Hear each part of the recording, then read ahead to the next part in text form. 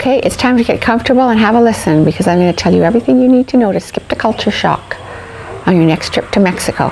So you may be wondering how I'm able to take all these trips to Mexico and how I'm able to travel so much. So I'm going to tell you what I do and what my approach is.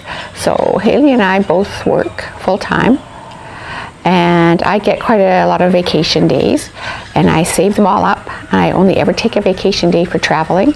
So I have quite a lot of vacation days that I can take that I can use to travel. Haley is just starting out in her career. She works full-time. She lives at home, so she's able to save the money to travel. And she's in a position where she can take time off, but she doesn't get paid for it. So she's able to take the time off, but again, I get paid for it, she doesn't. And then in terms of having the money to travel, traveling is a huge priority for me. So what I do is, when at home, I have a travel fund set up so that money comes out of my bank account every paycheck and goes into the travel fund.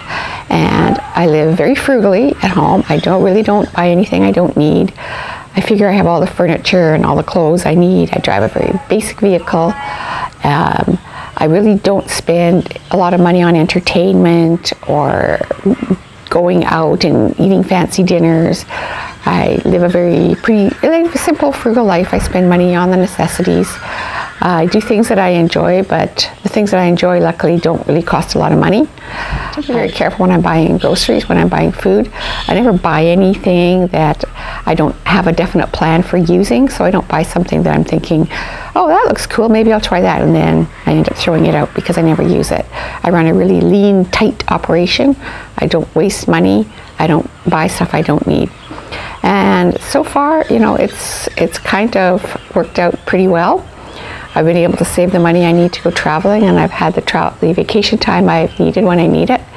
And then the other thing is, when I do go traveling, I'm very frugal on where I go. So that's why I'm going to Mexico a lot. It's very quick and easy to get here. The flights are relatively cheap. I carefully pick times that are kind of off-peak times to travel, so I'll never travel at Christmas, I'll never travel at Reading Week. Now, we are here on Semana Santa, which coincides with spring break back home where I'm from, but what we actually did is we're traveling at the after spring break. So spring break was last week, and we're traveling this week, and I also booked my outbound flight and my return flight from 2 different airlines so that I could get the best price that way. When we're here, we buy groceries. We do eat out a little bit, but we make sensible eating out choices. We don't go and eat in all the most fancy, expensive restaurants. We go to the little taquerias and get tacos. We go for coffee and stuff. And we go into the Mega in Bucerias and buy groceries and cook a lot at home and eat a lot at home. We do go out a little bit in the evenings because San Pancho has such fantastic nightlife. It's just so wonderful to go out and enjoy that nightlife. But we don't go and eat at the most expensive restaurants and have a big full-on dinner. We'll just maybe go and have a dessert or a salad or something like that. Once in a while we go out and treat ourselves. And also, you see here we're staying in a casita, which is just, it's like a little guest house. I joke around and I call it the servants' quarters, and I tell people back home that I'm just staying in the servants' quarters. But really, what is a casita? A guest house. The big fancy houses have the expensive ones, but this casita that we're staying is $150 US a night.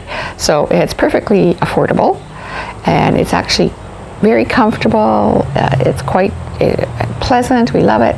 We're not actually going to spend a lot of time in the casita, so we're out and about all day, so it wouldn't even make sense for us to spend a lot of money on a big fancy casita.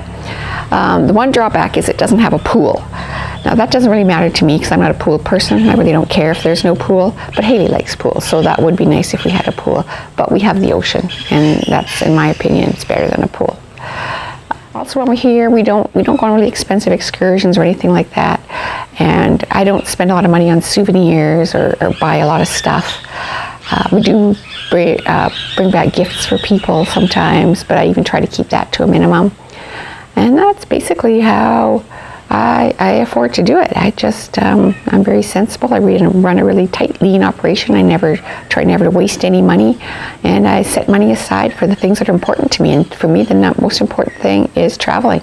So I make it a priority, and I live my life accordingly. Hasta luego.